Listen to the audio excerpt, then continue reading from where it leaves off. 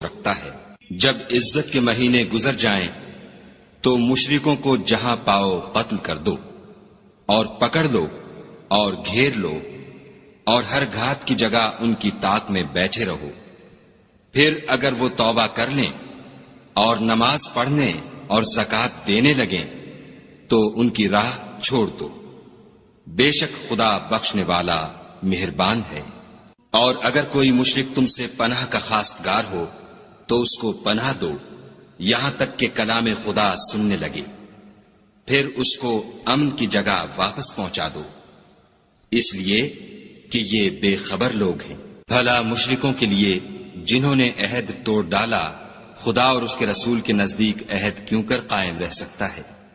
ہاں، جن لوگوں کے ساتھ تم نے مسجد محترم یعنی خانہ کعبہ کے نزدیک عہد کیا ہے، اگر وہ اپنے عہد پر قائم رہیں تو تم